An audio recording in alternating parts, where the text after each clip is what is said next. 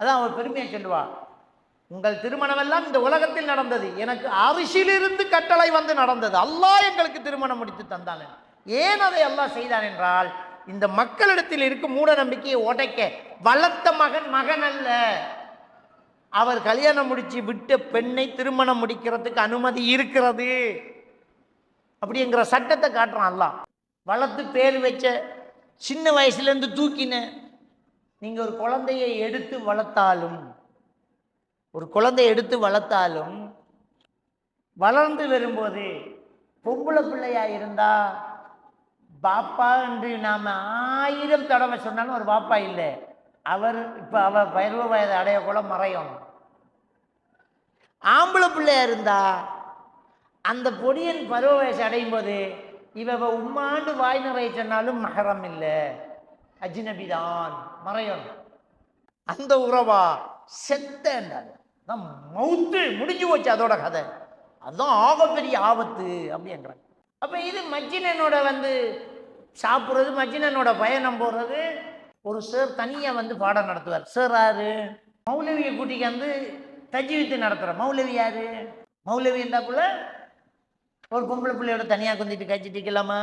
உனக்கு என்ன உறவு, எப்படி தொடர்பு? அது ஃப்ரெண்டு, உயிர் நண்பன், சின்ன வயசுலேருந்து பழகினது. இதெல்லாம் காரணமாகுமா? எல்லாம் முடிஞ்சதுக்கு அப்புறமா ஒரு கேஸை போட்டுட்டு எழுதிக்கிட்டு இருப்பாங்க ஃபேஸ்புக்கில். ஆசிரியரால் கர்ப்பமாடிச்ச மாணவி, ஆட்டோக்காரனால் பாதிக்கப்பட்டுச்சான், அங்குளால் பாதிக்கப்பட்டுச்சான், உம்மப்பாவால் பாதிக்கப்பட்டுச்சான், பெத்த வாப்பாவே இப்படி நடந்துக்கிட்டானா. பெத்த தாய் தகப்பனாக இருந்தாலும் இஸ்லாமிய மார்க்கம் சொன்ன சட்டத்தை நாம் பின்பற்ற வேண்டும். உங்களுக்கு தான் அளவுக்கு இஸ்லாம் அதை சொல்லு. நீ மறைஞ்சிரி, நீ வீட்டுக்குள்ள இரு, எல்லாத்தையும் தப்பா பேசாத, எல்லாத்தையும் சோசியலிசமா படக்காத, இவங்க கூடயும் பைஸ்களை ஏறிக்கிட்டு போகாத, ஒரு ஆணும் பெண்ணும் தனியா இருக்காத, மூன்றாவது ஷைத்தான். இதெல்லாம் நம்ம பாதுகாப்புக்காக சொன்னது. தகப்பன் ஒலி சொல்லாம அவங்க ஓடி போய் கல்யாணம் முடிச்சுட்டா விபச்சாரத்தில் இருக்கிறாங்க. அது எத்தனை வருஷம் விபச்சாரத்தில் இருக்காங்க, எத்தனை பிள்ளை பெற்றாலும் விபச்சாரத்தில் இருக்கிறாங்க, ஹராத்துல தான் இருக்கிறாங்க. முடியாது. அவங்க கேட்பாங்க, நீங்க யாருன்னு. தேவையில்லாத விஷயம். அவன் போன் பேசுறான், நாம ஆன்சர் பண்றோம், அவர் இல்லை. ஒரு 10 நிமிஷம் கழிச்சு எடுங்க. நீங்க யாரு? உனக்கு தேவையாது. நான் யாரா இருந்தா உனக்கு என்ன? உனக்கு தேவைப்பட்டது அவர் தானே. இதுக்கு வியாக்கியானம் பண்ணக்கூடாது. அவர் கேட்டுட்டே இருப்பார், நம்ம போனை கட் பண்ணிட்டே இருக்கணும். இதுதான் இஸ்லாமிய மார்க்கம். அஜ்னபி மஹரமை உறவு பண்ண சொல்லுது. கற்பொழுக்கம் தேவை. அது விடுதலை கிடையாது, அது அசிங்கம். وكل بدعة ضلالة وكل ضلالة في النار. சர்வ புகழும் புகழ்ச்சியும் எல்லாம் வல்ல அல்லாஹ்வுக்கு சுப்ஹானஹு வ தஆலாவுக்கு சலாமும் சலவாத்தும் ஸல்லல்லாஹு அலைஹி வஸல்லம் அவர்கள் மீதும், சஹாபாக்கள், தாபீன்கள், தபஅ தாபீன்கள், நல்லோர்கள் எல்லோர் மீதும் என்றென்றும் எப்போதும் உண்டாகட்டுமாக. அன்புக்குரிய அருமை சகோதரர்களே, ரமலானுடைய மாதத்தை நாம் எதிர்நோக்கி கொண்டிருக்கிறோம். இன்னும் ஒரு மாதத்திலே நாம் ரமலானை அடைய இருக்கிறோம். இந்த ரமலான் மாதம் அல்லாஹ்வுடைய ஒரு மிகப்பெரிய ஒரு கருணையாக நமக்கு தரப்பட்ட ஒன்று. அல்லாஹ் இரக்கமுள்ளவன், மன்னிக்கக்கூடியவன். அல்லாஹ்வுடைய கோபத்தை விட அவனுடைய இரக்கம் மிஞ்சி இருக்கிறது. அல்லாஹ் நன்மைகளை பல மடங்காக இரட்டிப்பாக தரக்கூடியவன்.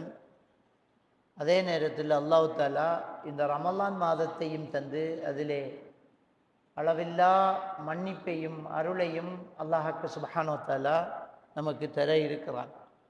இந்த அடியார்கள் மீது ரொம்ப கருணை இரக்கம் கொண்டவனாக அல்லாஹ் தஆலா இருக்கிறான். நபிகள் பெருமானார் ஸல்லல்லாஹு அலைஹி வஸல்லம் அவர்கள் சொல்லி காட்டினார்கள், அல்லாஹ் கருணை என்பதை 100 பங்குகளாக பிரித்தான்.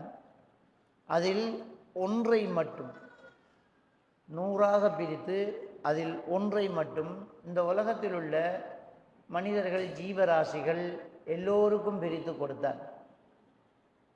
கருணை என்பதை 100ஆக பிரித்து அந்த 100ல் ஒன்றை மட்டும் இந்த உலகத்தில் உள்ள அத்தனை ஜீவராசிகளுக்கும் மனிதர்களுக்கும் அல்லாஹ் தஆலா பிரித்து பிரித்து கொடுக்கிறான்.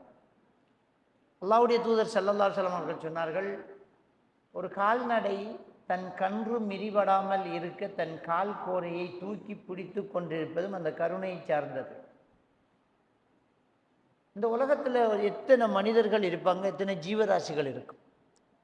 ஒவ்வொன்றும் அதன் அதன் குட்டிகளிடம், பிள்ளைகளிடம், கணவன் மனைவி உறவுகள் என்று கருணை காட்டுவது, உயிரை கொடுப்பது, கண்ணை தானம் செய்வது, கிட்னியை கொடுப்பது, இதுவெல்லாம் அந்த ஒன்றை ஆளுக்கு கொஞ்சமாக பிரித்து கொடுத்தது தான். எத்தனை கோடி மனிதர்கள் இருந்திருப்பார்கள், எத்தனை ஜீவராசிகள் இருந்திருக்கும். அவ்வளவையும் அல்லாஹ் தஆலா அந்த ஒன்றிலிருந்து தான் பிரித்து கொடுத்தார். மீதி 99 மடங்கு அந்த கருணை, அந்த இரக்கம் என்பதை அல்லாஹ் வைத்திருக்கிறான். சுப்ஹானல்லாஹ். அவ்வளவு கிருபை உள்ளவன் ரஹ்மான், அவ்வளவு இரக்கம் உள்ளவன் அந்த அல்லாஹ். அப்படிப்பட்ட அந்த அல்லாஹ் இந்த அடியார்களை மன்னிக்க காத்திருக்கிறான். யா இபாதி அல்லதீன அஸ்ரஃபு அலா அன்ஃபுஸிஹிம், அல்லாஹ் தஆலா அவனுடைய திருமறையிலே பாவம் செய்த என்னுடைய அடியார்களே என்று கூப்பிடுகிறான். பொதுவாக எல்லா மொழி வழக்கிலும் தவறு செய்தவனை தள்ளி வைத்து பேசுவதே வழக்கமாக இருக்கும். ஒரு தகப்பன் தவறு செஞ்சா கூட அந்த தகப்பனை எங்கள் வாப்பான்னு சொல்லாமல் நானா கிட்ட சொல்லுவோம், உங்கள் வாப்பா ரொம்ப கதைக்கிறாருன்னு சொல்லுவோம். அம்மா கிட்ட சொல்லுவோம்மா, உங்களோட மாப்பிள்ளை ரொம்ப துள்ளுறாருன்னு பாப்பா. ஏன்னா நமக்கு பிடிக்கலாட்டி நம்மளோட சேர்த்துக்க மாட்டோம். பிடிச்சிட்டேன்டா தூரத்தில் இருந்தால் நம்மளோட சேர்த்துடும். எங்களோட ஊரானுன்றோம், நம்ம அவன் எங்களோட கிழக்கு மாகாணத்தான்றோம்.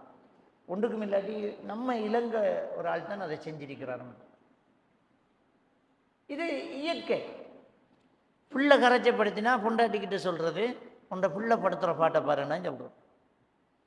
நல்லது செஞ்சால் பொண்டாட்டிக்கிட்ட சொல்கிறது, என்ற பிள்ளைய பார்த்தையா எப்படி பேசுகிறான்னா. ஆனால் அல்லாஹ் தஆலா, ஓ மனிதர்களே, வேதம் கொடுக்கப்பட்டவர்களே என்றெல்லாம் கூப்பிட்டு அல்லாஹ் இந்த வசனத்தில் யா இபாதி அல்லதீன அஸ்ரஃபு அலா அன்ஃபுஸிஹிம், பாவம் செய்த என்னுடைய அடியார்களேங்கிறான். இது யாராலும் சொல்ல முடியாது. பாவம் செஞ்சவனை பாவியே என்று சொல்லாம என்னுடைய அடியார்களே அப்படி என்று அல்லாஹ்வோட கருணை இதுக்கு மேலே வழங்கப்படுத்த முடியாது. அல்லாஹ் எவ்வளவு இரக்கம் உள்ளவனுங்கிறத இதுக்கு மேலே தெளிவுபடுத்த முடியாது.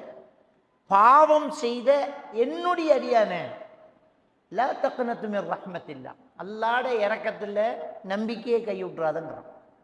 அல்லாஹ்வோட கருணையில் நீ நம்பிக்கையை கைவிட்டுறாத, நான் மன்னிக்கிறேன்,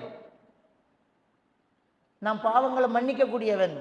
இன்னல்லாஹ யக்ஃபிரு துனூப ஜமீஆ, அல்லாஹ் எல்லா பாவத்தையும் மன்னிக்கக்கூடியவன். வமன் யக்ஃபிரு துனூப இல்லல்லாஹ், அல்லாஹ்வை தவிர வேறு யார் இருக்கிறார் பாவத்தை மன்னிக்கிறதுக்கு? நான் மன்னிக்கிறேன் என்று அல்லாஹ் தஆலா அவனுடைய கருணையை சொல்லக்கூடிய இந்த வசனத்தை நாம் பார்க்கலாம். அவ்வளவு இரக்கமுள்ளவன் அல்லாஹ். அப்படிப்பட்ட ரஹ்மான் நாம் ஒரு நன்மை செய்ய நினைத்து விட்டால் ஒரு நன்மையை தருகிறான். நினைச்சதுக்கு ஒரு நன்மை எழுதப்படுது. அந்த நன்மையை செஞ்சிட்டோம்னு சொன்னால் 10லிருந்து 700 மடங்கு வரைக்கும் தான் அல்லாஹ் நன்மை எழுதுவான். ஒரு நன்மைக்கு ஒரு நன்மை இல்லை.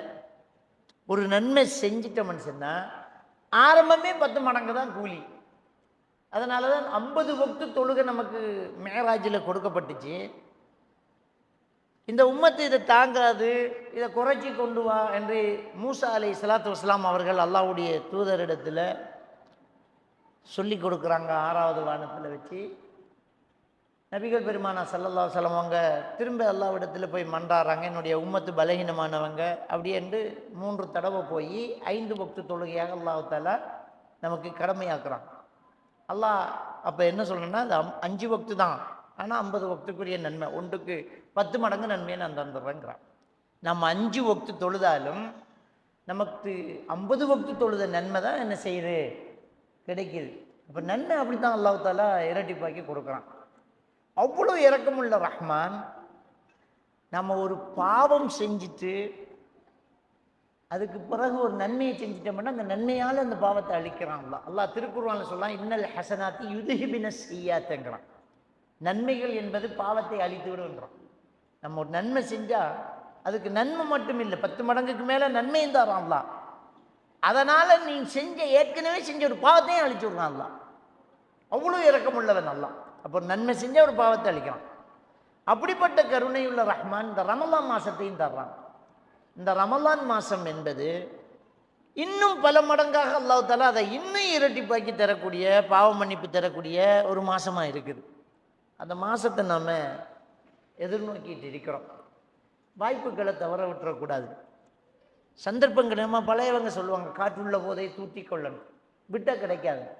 இது நமக்கு அல்லாஹ் தஆலா தந்திருக்கக்கூடிய மிகப்பெரிய ஒரு வாய்ப்பு. இந்த வாய்ப்பை மிஸ் பண்ணக்கூடாது. இந்த ரமலான் வருது.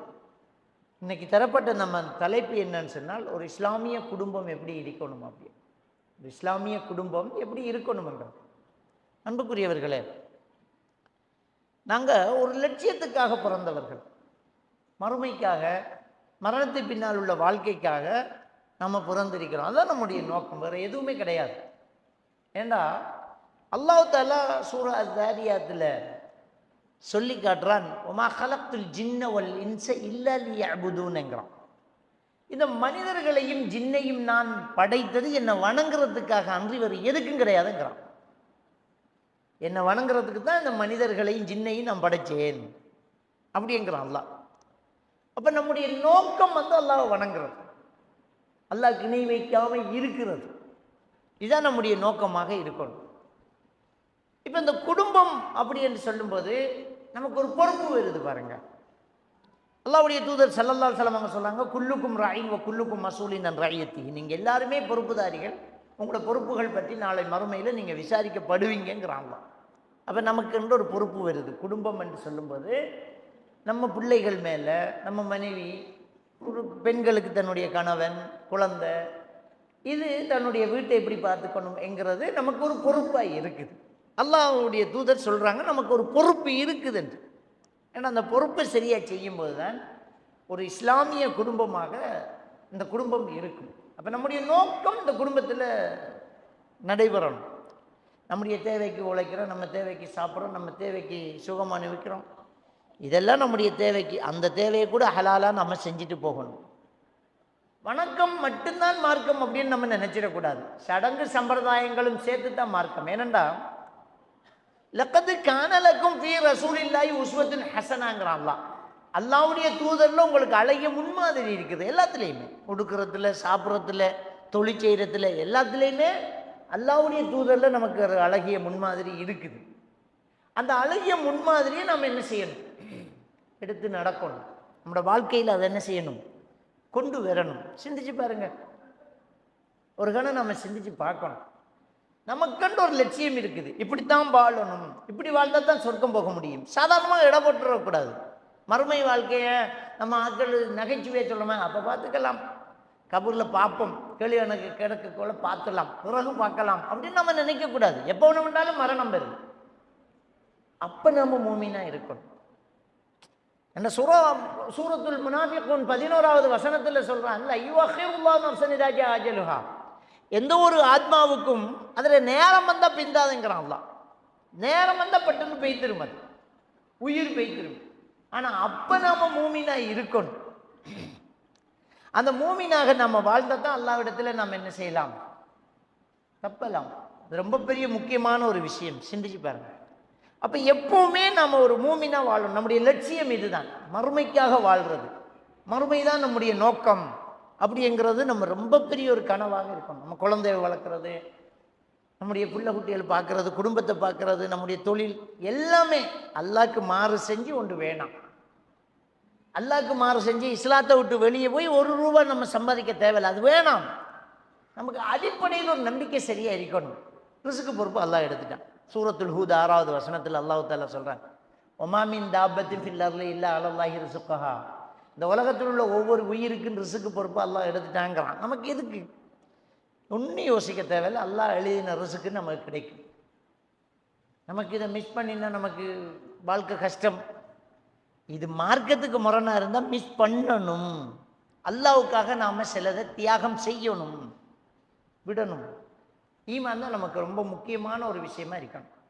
அல்லாஹ்வுடைய மார்க்கம், ஈமான், இதுக்கு மேல எதுவுமே இருக்கக்கூடாது. குடும்பம், உறவு, சொத்து, சுகம் எதுவுமே இருக்கக்கூடாது. மார்க்கம் தான் நமக்கு மிக முக்கியமான ஒரு விஷயம். மார்க்கம் தான் நமக்கு பெஸ்ட். ஈமான் தான் நமக்கு எப்பவுமே உயர்த்தியா இருக்கணும். அந்த ஈமான்ல உறுதியா இருந்துகிட்டு தான் நம்முடைய குடும்ப வாழ்க்கையெல்லாம் இருக்கணும். அப்போ ஒரு குடும்பம், இஸ்லாமிய குடும்பம் எப்படி அமையணும் அப்படின்னு சொன்னா, முதல்ல ஈமானிய அடிப்படையில் அந்த குடும்பம் இருக்கணும். நம்ம திருமணம் முடிக்கும் போது ஒரு பிள்ளைக்கு மாப்பிள்ளையை தேர்ந்தெடுக்கும் போதோ அல்லது ஒரு மகனுக்கு பெண்ணை தேர்ந்தெடுக்கும் போதோ முதல் கவனிக்க வேண்டிய ஒரு விடயம் மார்க்கம் தான்.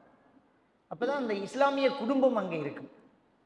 ஆசைக்கு அல்லது அழகா இருக்குது, வசதியா இருக்குங்கிறதுக்காக நாம திருமணத்தை முடிச்சு கொடுத்துட்டு என்ன செய்ய, அது என்ன செய்யும்?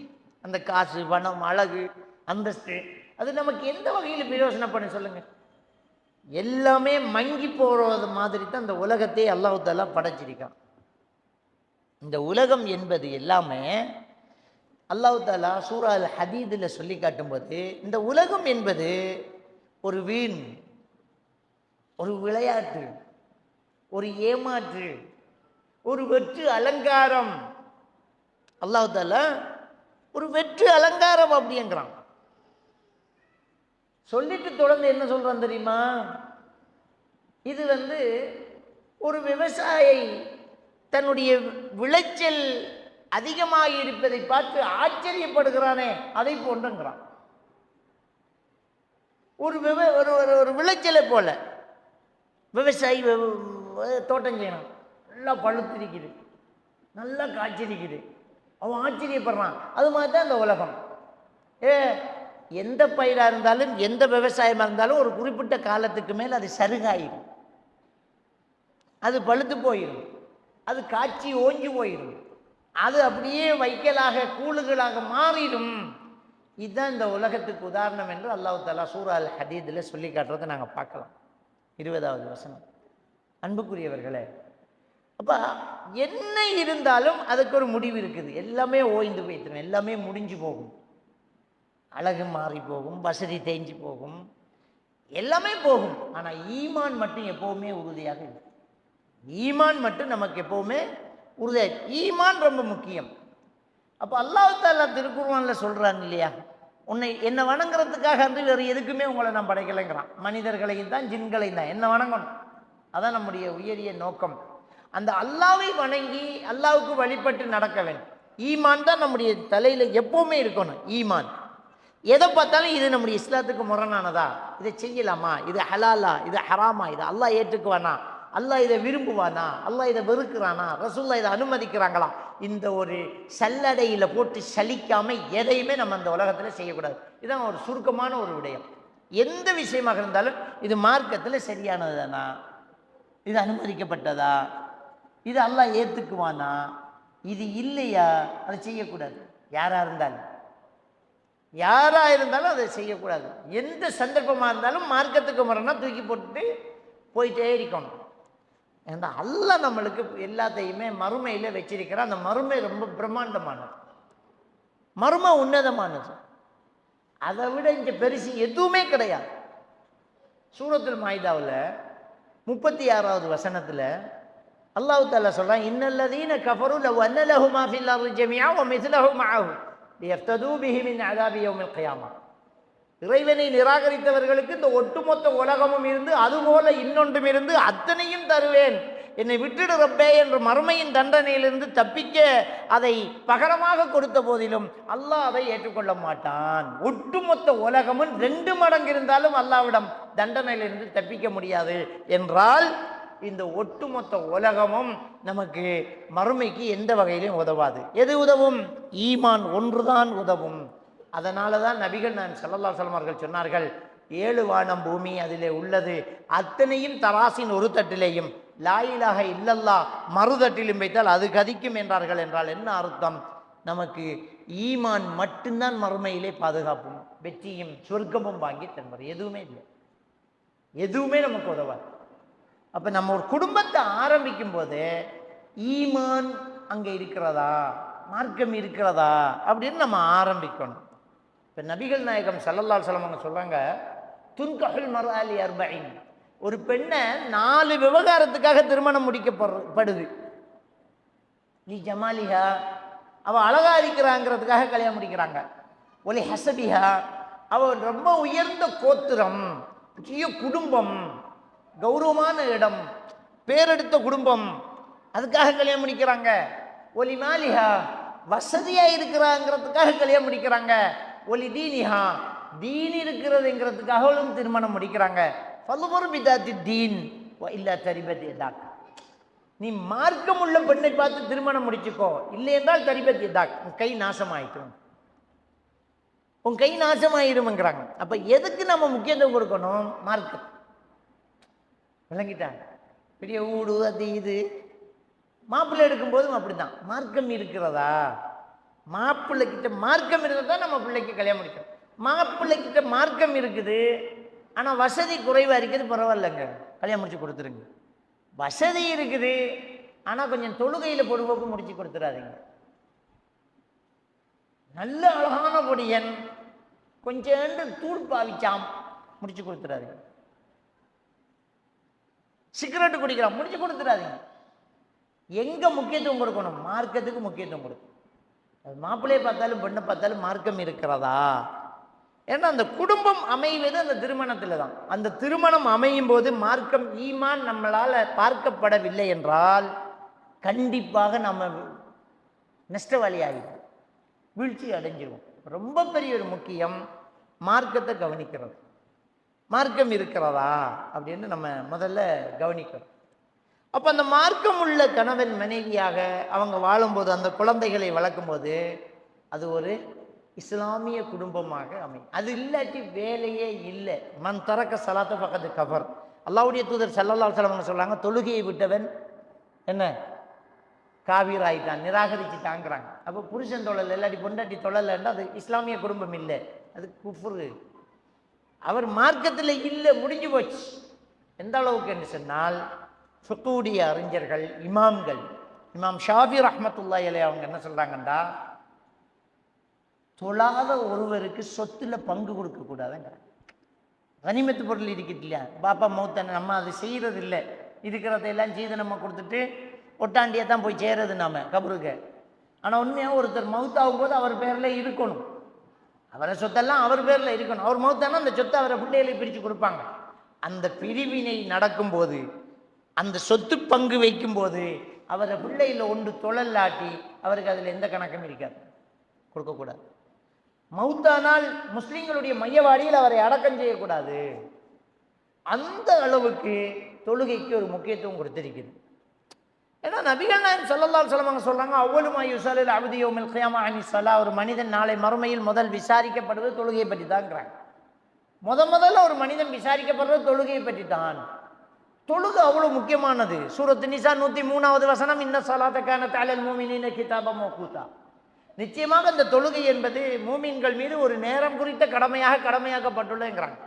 இப்போ நம்ம ரமலான் வந்தால் தொழுகிறது, நோன்பு வந்தால் ஃபுல் பர்லுன்னு தொழுது, தராவியை பரலா, அது சுன்னத்து.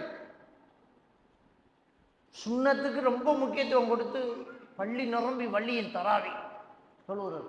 நோன்பு முடிஞ்சால் முடிஞ்சு போச்சு, கதை பரல் இல்லை. சுண்ணத்துக்கே முண்டிக்கிட்டு வந்த நாம, முந்திக்கிட்டு ஓடி வந்த நாம பரல் இல்லை. அப்போ அது வேலையா? 5 நேரம் அவன் தொழலாட்டி அவ்வளோதான், சக்கரை என்கிற நரகத்தில் இருப்பார் என்று அல்லாஹ் தஆலா சூரா அல் முத்தஸிர் 42, 43வது வசனத்தில் சொல்றான். சக்கரை என்கிற நரகத்தில் இருப்பான். மசலக்கக்கும் ஃபீ சக்கர், ஏன் இந்த சக்கர் என்கிற நெருப்புக்குள்ள வந்தீங்கன்னு அவர்களிடம் கேட்கப்படும். அவர்கள் சொல்வாங்க, லம் நக்கும் மினல் முஸல்லீன், நாங்கள் தொழாம இருந்துட்டோம் அப்படின்னு சொல்லுவாங்க. அப்போ ஒரு இஸ்லாமிய குடும்பம் என்றால் அங்கே ஈமான் உறுதி இருக்க வேண்டும். மாப்பிள்ளை தொழுறல்ல, கணவன் தொழுறல்ல, பிள்ளைகள் தொழுறல் என்றால் அந்த அந்த இஸ்லாமிய குடும்பம் என்கிற விஷயத்தில் நம்ம ரொம்ப கவனம் செலுத்தணும். அப்போ இஸ்லாம் அங்கே இல்லாமல் போச்சு. நம்மளோட நோக்கம் மர்மதான். இந்த உலகத்தில் வாழ முடியாதுங்க, நிரந்தரமாக நம்ம வாழ முடியாது. நம்ம என்ன செஞ்சாலும் ஒரு கட்டத்தில் மௌத்தாக தான் போகிறோம். மௌத்துக்கு வேலி போடலாமா? மரணிக்காமல் வாழ்கிறதுக்கு ஏதாவது வழி இருக்குதா? ஒன்றும் பண்ண முடியாது. உங்களுக்கு தெரியும், மைக்கேல் ஜாக்சன் கருப்பனாக இருந்து ரொம்ப வசதியாகி தன்னை வெள்ளையாக மாற்றி தன்னுடைய அழகை மாற்றி மூக்கை மாற்றி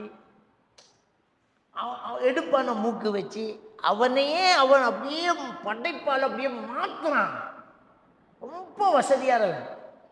எப்போவுமே ஒரு 10க்கு மேற்பட்ட 12 டாக்டர்ஸ் மாதிரி அவரை சுற்றி இருக்கும். 100 வருஷம் நான் வாழுவேன் சவால் விட்டான். அவன் ஒரு ஸ்டேஜில் போய் பேசுகிறாருன்னா அந்த ஸ்டேஜில் போகிற விரிப்பிலே மேற்கொண்டு அவன் பேசக்கூடிய மைக்கு வரைக்கும் அவன் ஆள் கொண்டு வரத்தில் தான் பேசுவான். வேற ஒருத்தருடைய மேடையில் அவன் ஏற உட்கார மாட்டான். அவன் உட்கார சேர்ல இருந்து பேசுகிற மைக்கு அவன் மிதிக்கிற காபட்டு வரைக்கும் அவன் கொண்டு வந்தது அங்கே பரிசோதிக்கப்படும். அவன் குடிக்கிற தண்ணி பரிசோதிக்கப்படும். அவன் சாப்பிட்ற சாப்பாடு பரிசோதிக்கப்படும். அவனுக்கு கிட்னி கொடுக்கறதுக்கு அட்வான்ஸ் கொடுத்து ஒரு 10 பேர் ரெடியாக இருப்பாங்க. அவனுக்கு ஹார்ட் கொடுக்கறதுக்கு இதயம் கொடுக்கறதுக்கு அவனுக்கு கொஞ்சம் பேரை ரெடியாக வச்சுருந்தான். அவங்களுக்கெல்லாம் மாதம் மாதம் காசு கொடுத்துக்கிட்டே இருந்தான். அவனுக்கு ஏதாவது பிரச்சனைண்டா உடனே கிட்னி கொடுக்கறதுக்கு ஆள் இருக்கு, ரத்தம் கொடுக்கறதுக்கு ஆள் இருக்கு, ஹார்ட் கொடுக்கறதுக்கு ஆள் இருக்குது. 100 வருஷம் வாழ்வேண்டான். சவால் விட்டான். அதுக்காக ஆரோக்கியத்தை பேணினான். மருத்துவ பரிசோதனை இல்லாமல் ஒரு மிடர் தண்ணி உள்ள போகாது. எல்லாம் பரிசோதிக்கப்படும், தொற்று நீக்கப்படும், ஆரோக்கியம் பேணப்படும். சவால் விட்டான். அல்லாஹ் கொடுத்த தண்டனை என்ன தெரியுமா? 50 வயசை எட்டி பிடிக்க முடியலை, ஒரே ஹார்ட் அட்டாக் தான். ஆள் முடிஞ்சு வச்சு. ஹார்ட் கொடுக்க ஆள் இருந்துச்சு, ரத்தம் கொடுக்க ஆள் இருந்துச்சு, கிட்னி கொடுக்க ஆள் இருந்துச்சு. அதை கொண்டு வந்து சேர்க்கறதுக்கு இடையில் ஆள் அவுட். ஒரு செகண்ட் நான் முடிஞ்சு வச்சுக்கிறேன். அல்லாஹ் காட்டினான். மரணத்திலேருந்து யாரும் தப்பிக்க முடியாது. அவ்வளோதான். நம்மளோட காசு, பணம், சொத்து, சுகம், அந்தஸ்து எதுவுமே நம்மளை காப்பாற்றாது. நமக்கு எழுதப்பட்ட நேரத்தில் நம்முடைய மரணம் வந்துவிடும். சூரா அல் முனாஃபிகுன் 11வது வசனம், லா யுஅக்கிருல்லாஹு நஃப்ஸன் இதா ஜாஅ அஜலுஹா. அவ்வளோதான், அது முடிஞ்சு போகும். சூரத்துல் அன்ஆம் 59வது வசனம், வமா தஸ்குத்து மின் பர்கத்தின் இல்லா யஅலமுஹா. ஒரு மரத்தில் இருக்கிற இலை கூட அல்லாஹ்வோட அறிவில் இல்லாமல் கீழே விழாது. அவ்வளோதான், முடிஞ்சு வச்சு. இதுக்குள்ளே தான் நம்முடைய ஆட்டங்கள் எல்லாம். இப்போ எப்பவுமே நம்ம தயாராக இருக்கணும். மவுத்து, மரணத்துக்கு பின்னால் உள்ள வாழ்க்கை, அதில் வெற்றி அடையணும், சொர்க்கம் போகணும். அதுதான் நம்முடைய கனவுகளாக இருக்கணும். அதுக்கு தடையை யார் வந்தாலும் தூக்கி போட்டுட்டு போயிட்டே இருக்கணும். பாப்பா, உம்மா, பிள்ளை யாரையும் கவனிக்கிறது இல்லை. நாம ஈமான் இஸ்லாத்தோட இருக்கணும். நம்முடைய ஈமானுக்கும் இஸ்லாத்துக்கும் பெத்த பிள்ளை தடையா தூக்கி போட்டணும். யாரையும் எடுக்கக்கூடாது. பாப்பா, உம்மா எதுவாக இருந்தாலும் தூக்கி போட்டணும். ஈமானுக்கும் ஆபத்தென்றால் அது நமக்கு தேவையே இல்லை. எதுவாக இருந்தாலும் தூக்கி போட்டு. இஸ்லாம் உறவுகளை பேண சொல்லுது, ரத்த உறவை பேண சொல்லுது, அடுத்தவனுக்கு உதவி செய்ய சொல்லுது, மக்களுக்கு கருணை செய்ய சொல்லுது, எல்லாம் சொல்லுது தான். ஆனால் மார்க்கம் மட்டும் இல்லைன்னா அவ்வளோதான், மனசில் வச்சிருக்க கூடாது, தூக்கி போட்டுறணும். சூரா அல் முஜாதலா 22வது வசனத்தில் அல்லாஹ் தஆலா சொல்கிறான், அல்லாஹ்வையும் அல்லாஹ்வுடைய தூதரையும் நேசிக்கக்கூடிய எவரும் அல்லாஹ்வையும் அல்லாஹ்வுடைய தூதரையும் ஏற்றுக்கொள்ளாதவர்களை நேசிக்கக்கூடியவர்களாக இருக்க மாட்டாங்க. பெத்த தாய் தாப்பனாக இருந்தாலும் சரி, குழந்தை குட்டியாக இருந்தாலும் சரி, கணவன் மனைவியாக இருந்தாலும் சரி, நெருங்கின உறவுக்காரர்களாக இருந்தாலும் சரி, சகோதரமாக இருந்தாலும் சரி, உறவாக இருந்தாலும் சரி, நேசிக்கக்கூடாது. அல்லாஹ் ரசூலை ஏற்றுக்கொள்ளாட்டி மட்டும்தான் கரண்டை காலுக்கு கீழே தான். அல்லாஹ் ரசூலை ஏற்றுக்கிட்டால் அவர்களோடு ரொம்ப நெருக்கமாக, இரக்கம் உள்ளவர்களாக, ரஹ்மான் பைனஹும் என்கிறான் அல்லாஹ். ஈமான் கொண்டவர்களோடு கருணை உள்ளவர்களாக இருப்பார்கள். அவ்வளவுதான். ஈமானுக்கு மேல எதுவுமே இல்லை. மார்க்கம் தான் நமக்கு ரொம்ப முக்கியம். இதெல்லாம் அழிஞ்சு போகும். நிரந்தரமானது மறுமை மட்டும்தான். அந்த சொர்க்கத்துக்கு நாம தயாரா இருக்கணும். சொர்க்கம் கிடைக்கணும் அப்படின்னா தியாகம் செய்யணும், இபாதத்தில் ஈடுபடணும், அல்லாஹ்வுக்கு இணை வைக்க கூடாது. ரொம்ப பெரிய ஒரு முக்கியமான விஷயம். அப்போ பேசிக்கே நம்மக்கிட்ட தப்பாக போகுது. கல்யாணத்தை தொடங்கும் போதே மார்க்கத்தை கவனிக்க மாட்டேங்கிறோம். 5 நேரம் தொழுதுட்டு இருந்தவன் கல்யாணத்தாண்டு தொழ முடியலை. வெட்டிங் ஹாலில் அவர் பிஸி. அந்த பொண்ணு 5 நேரம் தொழுதுட்டு இருந்த பொண்ணை கல்யாண தண்டைக்கு தொழ முடியாமல் பண்ணிட்டோம். மேக்கப் போட்டு, லிப்டிக் அடித்து, ஃபேஷியல் செஞ்சு, அவளுக்கு உது செஞ்சால் 30,000 ரூபாய்க்கு போட்ட ஃபேஷியல் கரைஞ்சிடும் அப்படின்றாள். அவளால் தொழ முடியலை. கல்யாணத்தண்டு தொழுகையை நிராகரிக்கிறாங்க, முடியலை. மாப்பிள்ளைக்கு அண்டு தொழுகை இல்லை. அப்போ ஆரம்பமே தப்பு. கல்யாணமே ஹராத்தில் போகுது. கல்யாணமே ஹராத்தில் போனால் எப்படி வாழ்றது? தொடக்கமே சரியில்லை. ரசூலுல்லாஹி ஸல்லல்லாஹு அலைஹி வஸல்லம் சொன்னாங்க, லா நிக்காஹ் இல்லா பி வலியின். ஒலி இல்லாமல் திருமணம் இல்லைன்றாங்க. தகப்பன் வழி சொல்லாம அவங்க ஓடி போய் கல்யாணம் முடிச்சுட்டா விபச்சாரத்தில் இருக்கிறாங்க. அது எத்தனை வருஷம் வேணாலும் விபச்சாரத்தில் இருக்காங்க, எத்தனை பிள்ளை பெற்றாலும் விபச்சாரத்தில் இருக்கிறாங்க. ஹராத்துல தான் இருக்கிறாங்க. முடியாது, ஹராத்தில் இருக்கிறாங்க, விபச்சாரத்தில் இருக்கிறாங்க. அப்பண்டே காதலிக்கிறது, ஓடி போறது, கல்யாணமே போல. அடுத்தது கல்யாணமே முடிக்கும் போது சீதன கல்யாணம், ஹராத்தில் இருக்கிறாங்க. கல்யாணம் முடிக்கும் போது மார்க்கம் இல்லை, தொழுகை இல்லை. என்ன இஸ்லாம், என்ன இஸ்லாமிய குடும்பம்? தொழுகை இல்லாம எப்படி ஒரு மனுஷனால வாழ முடியுது? அதை எப்படி அவனுடைய மனசால ஜீரணிக்க முடியுது? அல்லாஹ்வை தொழாம எப்படி அவனால அந்த நேரத்தை கடக்க முடியுது? அதான் ஆச்சரியமான ஒரு விடயம். ஒரு மூமினுக்கு அப்படி இருக்கக்கூடாது. அதான் நபிகள் நாயகம் ஸல்லல்லாஹு அலைஹி வஸல்லம் அவர்கள் சொன்னார்கள், ஸலாசுன் மன் குன்ன ஃபீஹி யஜிது ஹலாவத்தல் ஈமான். 3 விடயம் எவரிடத்தில் இருக்கிறதோ அவர் ஈமானின் சுவையை அறிவார். 3 விஷயம் எவனிட்ட இருக்கிறதோ அவன் ஈமானின் சுவையை அறிவான். புகாரி கிரந்தத்தில் பதிவாக இருக்கக்கூடிய ஹதீஸ். முதலாவது விஷயம், அல்லாஹ்வையும் அல்லாஹ்வுடைய தூதரையும் எல்லாத்தையும் விட நேசிக்கணும். நம்ம அல்லாஹ்வையும் அல்லாஹ்வுடைய தூதரையும் எல்லாத்தையும் விட நேசிக்கணும். அதுக்கு பிறகு மற்றது. அல்லாஹ் சொல்கிறான், அல்லாஹ்வுடைய தூதர் சொல்கிறாங்களா, அவ்வளோதான், அதை பின்பற்றணும். அதுக்கு மேலே நமக்கு ஒன்றும் ஸ்டைலாக தெரியக்கூடாது, அழகாக தெரியக்கூடாது, லாபமாக தெரியக்கூடாது, கவர்ச்சியாக தெரியக்கூடாது. அல்லாஹ் ரசூல் இதுதான் உயிரை விட மேலாக மதிக்கக்கூடியது. அப்படித்தான் இருக்கணும். சூரத்துல் அஹ்ஸாபில் அல்லாஹ் தஆலா சொல்லி காட்டுறான், அந்நபி அவுலா பில் முஃமினீன மின் அன்ஃபுஸிஹிம். இந்த அல்லாஹ்வுடைய தூதர் மூமின்களுக்கு அவர்களுடைய உயிரை விட மேலாக மதிக்கப்பட வேண்டியவர். உயிரை விட மேலாக மதிக்கப்பட வேண்டியவர் தான் அல்லாஹ்வுடைய தூதர் என்கிறார். நபிகள் நான் ஸல்லல்லாஹு அலைஹி வஸல்லம் சொன்னாங்க, லா யூமினு அஹதுக்கும் ஹத்தா யகூன ஹவாஹு தபஅன் லிமா ஜிது பிஹி. நான் கொண்டு வந்ததை ஒருவருடைய மனோ இச்சை பின்பற்றாத வரைக்கும் அவர் மூமினாக முடியாது என்று ஸல்லல்லாஹு அலைஹி வஸல்லம் அவர்கள் சொன்னார்கள். அவர் அல்லாஹ்வுடைய தூதர் கொண்டு வந்ததை மனுஷனுடைய மனோ இச்சை கூட வெறுக்கக்கூடாது, விரும்பணும். அதான் மூமின், அதான் இஸ்லாம். அப்ப நம்மகிட்ட ஈமான் உறுதியாக இருக்கணும். அல்லாஹ் ரசூல் உயிரை விட மேலாக இருக்கணும். 2வது, அல்லாஹ்வையும் அல்லாஹ்வுடைய தூதரையும் தவிர இன்னொன்றை நேசிப்பதாக இருந்தால் அது அல்லாஹ்வுக்காக இருக்க வேண்டும். அவ்வளோதான். அல்லாஹ்க்காகத்தான் நேசிக்கிறோம். அல்லாஹ்க்கு மாறு செஞ்சால் அல்லாஹ்க்காக நேசிக்க முடியாது. மார்க்கத்துக்கு பிழையான விஷயத்தை அல்லாஹ்வுக்காக நேசிக்க முடியாது. நம்ம ஒரு ஆளை நேசிக்கிறோம், அவர்ண்டா நமக்கு உசுறு, ஆனால் அவர் அல்லாஹ்க்கு கட்டுப்படுறாருல, தொழுகை இல்லை, அவர் ஹராத்தில் இருக்கிறார், அவர் பாவத்தில் இருக்கிறாருன்னா தூக்கி எறிஞ்சிடணும். முடியாது. நான் அல்லாஹ்க்காக தான் நேசித்தேன், இவனே அல்லாஹ்க்கு மாறு செய்யறான், இவனே கஞ்சா குடிக்கிறான், இவனே தூள் அடிக்கிறான், இவனே சிகரெட் குடிக்கிறான், தூக்கி போட்டுட்டு போகலாட்டி ஈமான் இல்லை, முடிஞ்சு போச்சு. ஈமான் இல்லை. 3வது விஷயம், மீண்டும் குஃபுர் வாரது. நம்ம ஈமான் கொண்டிருக்கிறோம், மீண்டும் குஃபுர் வாரது நெருப்பில் போட்டு எரிப்பதை விட வெறுப்பான ஒரு விடயமாக ஒரு மனுஷனுக்கு இருக்கணும். அப்போ ஒரு தொழுகையை விடுறது உசுரோட கொளுத்துற மாதிரி இருக்கணும். என்ன, தொழுகையை விட்டால் குஃபுரு தான். தொழுகையை விடுறது குஃபுரு. அப்போ அந்த ஈமானின் டேஸ்ட் இருக்கணும். இருந்தால் தான் ஒரு இஸ்லாமிய குடும்பம் களை கட்டும். அங்கே ஆரம்பிக்கும். முதல் விஷயம் மார்க்கம் தான். 5 நேரம் தொழணும், தொழுகையில் போயிடுதெல்லாம் இருக்கணும். நம்ம பிள்ளைகள்கிட்ட தொழுகையை சொல்லிக் கொடுக்கணும். 7 வயது அடைந்தால் தொழுகையை கொண்டு ஏவுங்கள், 10 வயசு அடைந்தால் தொழுகையை கொண்டு அடியுங்கள்.